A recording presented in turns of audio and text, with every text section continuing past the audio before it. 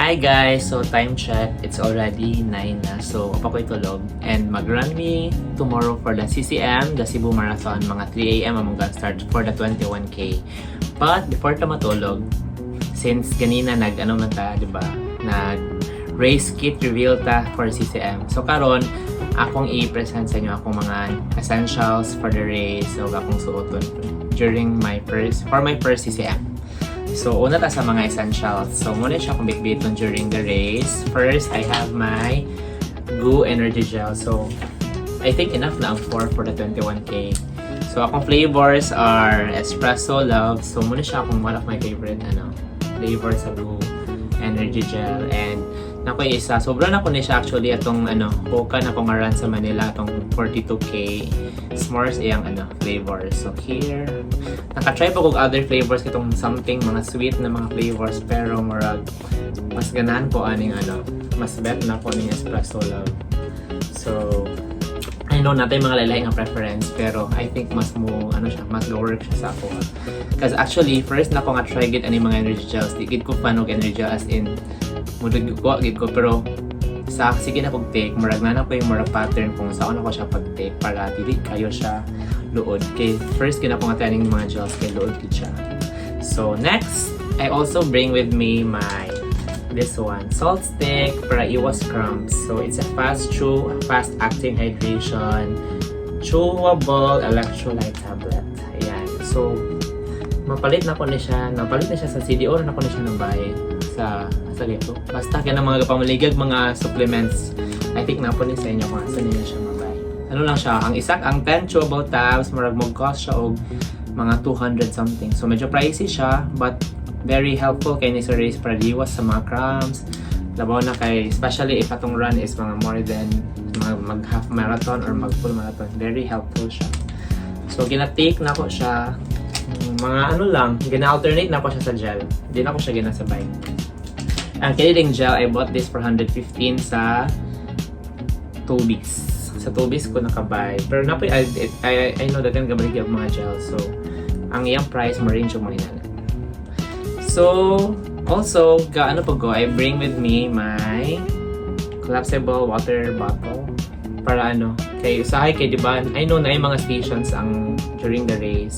But may mga times na kinauhaw na kita and we need to drink water kay mag-take ta og GU gel and load man siya pag walay water. So I'll bring with me my usay Gatorade ako ipatangan. So it's either Gatorade or Pocari or water. So here 500 ml lang siya para uban siya sa akin. And also I have with me my belt bag. Belt bag ba? Oh, tama, belt bag. Actually, ako yung first belt bag pero di ko gana ito. Pwede itong baragyan na siya. Kini siya, kito siyang garter. Mas magod siya, mas nice siya. Kaya pag mag-run gid ka, dili siya kinang lihok bitaw. As in, kinang fit gid ka sa body. Unlike atong first na kong belt bag is gid siya. Mag-bounce siya while ga-run. So, kini siya, perfect na siya. And dagan po siya pwede masudlan sa mga gels. You can put your cellphone. If ikaw ang type na mag-bring og cellphone during the race. Pwede po ganyan mo ibutang imo ang keys or some money. And ako ang kining fast chewable tablet, salt stick.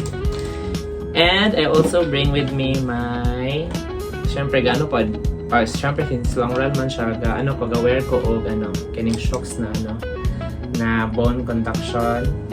So akong playlist di ay kay maglahi akong playlist depende sa akong mood na kay kinang akong playlist kay kinang kayo ang vibe ba kay murag pop din. Napoy say gusto kog drama lang. Chara mga OPM. Napoy say nga ganahan kog mga new songs. Depende sa mood na ko. So wala kid ko playlist nga particular na playlist for running. So depende lang sa akong mood. And Spotify lang ang atong pag-asa. And also, I also bring with me this headlight. So gamit kayo siya especially kay ang mga run especially sa Philippines mag-start ng mga kadlawon, di ba? So may mga areas, may mga I don't know sa CCM kay first time maguna ko ni mag-CCM. Naka-try na ko run sa Cebu, pero kini nga route is my first time pa. So I think feeling na ko kay murag di na kailangan og light, pero for emergency purposes na mga times na di na tog light. So pwede na to na siya dito, pwede na to sa auto na daan while mag-run or Kaya ito ibutang sa itong belt bag. And ipagawa si need na nato siya. Pero very useful din siya kay naging mga areas na ano, nangit ang area, ay ang dalan. So, need na to ang headphones. So, ano ni siya? Pwede siya red, pwede siya kinang white, or kinang mas kusog pagid siya. Pwede ma-off din siya. O, diba? Chargeable po siya. So, consider this as your essentials for running.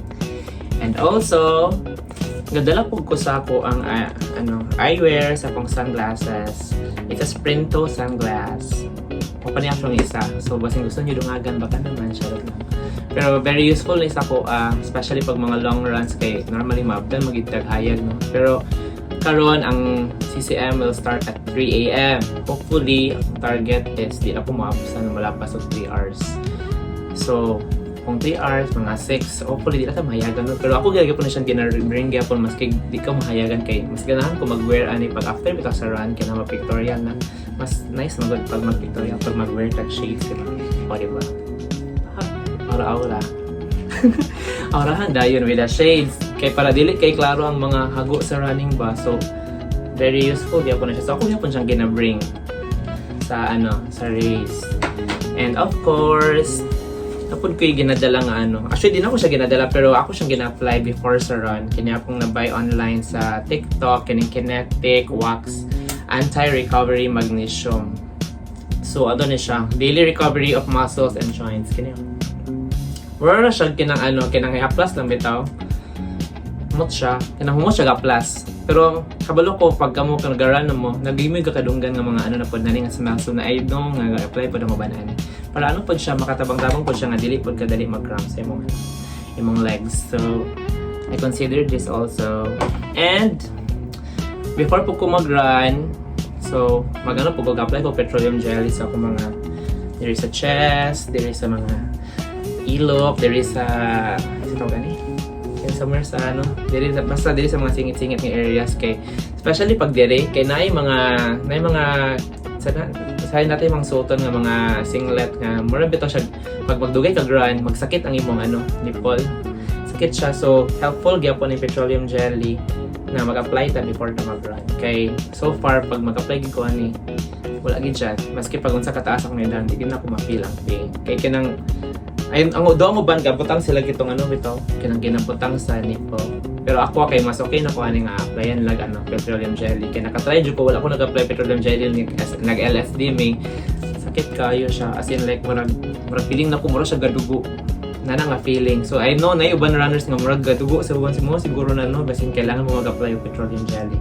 So this might help. Wait lang, disclaimer di dili ko professional runner ha pero kini siya based on my experience for almost, for 1 year plus nag-run. So, muna siya akong mga feeling na ko work sa akong pag-run, sa pag-apil-apil o mga race. And also, pag ganan magod ko nga gina-document na ko akong mga runs. So, say kay kapuyan mo kong cellphone akong bitbiton, kay kinabitong ang phone, kay feeling na ko ang camera sa phone, kay dali na siya kinabag mag-moist bitaw, kay syempre, labo na pag singot na, magsigitag, putang sa cellphone. So, I bring with me my Insta360 na camera and ang iyahapong stick. Kay ganahan ko masaya mag-document sa kung especially if ganahan ko sa race. So, special man yung TCM sa ko. So, feeling na ko, deserve niya i-document sa Insta360. Kay especially, di ba, moagi kag si-selects. So, nice ang imuhang view. So, ganahan ko i-document akong run dire. Though normally document ko kay every 3 kilometers, then another 3 na po. Depende na ako yung mga times. Especially pag magsugod ganan ko pag mag-gun start na kay na mga fireworks, sana bitaw. O especially pag mag-abot ka sa finish line. Okay. Kina ang marag fulfilling kay sa feeling ba na after running pila ka kilometers, mag-abot din mo sa finish line, na di magtawad sa pag-medal. So, di ba? Hindi ginagkakawala sa akong mga video. So, that's why I always bring with me either cellphone or my Insta360 camera.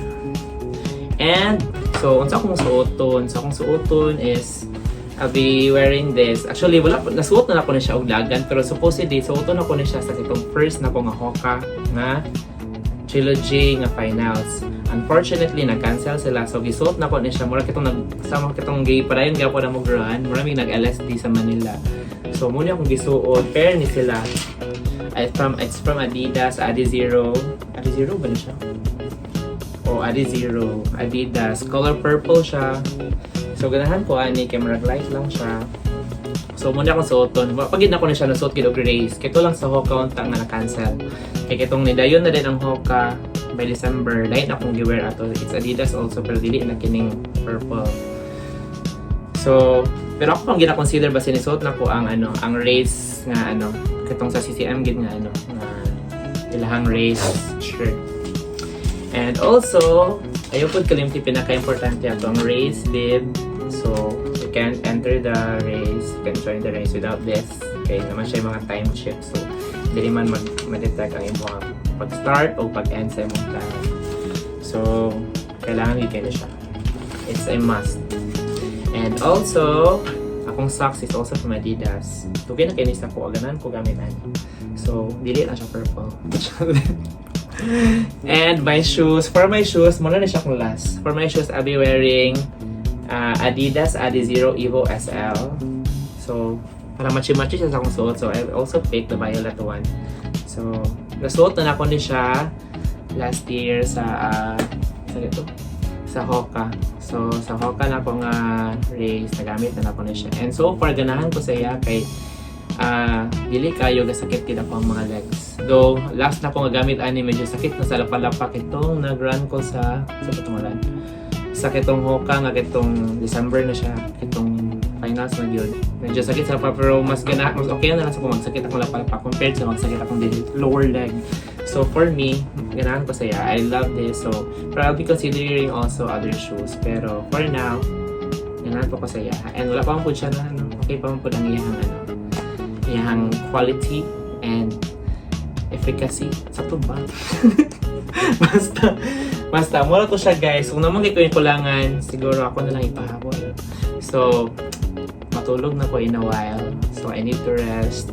Kaya magpila na lang ka-hours akong tulog. Pero anad naman kung dagan nga kulang sa tulog. So, baana magina siya. Pero kung ikaw ang type nga, dili pwede dapat more o tulog dito ka. So, dili siya advisable kung nga kulang ka sa tulog. Kaya dapat para ka physically prepared, dapat sakto gid imong tulog. So, ayaw dyan ko gawa.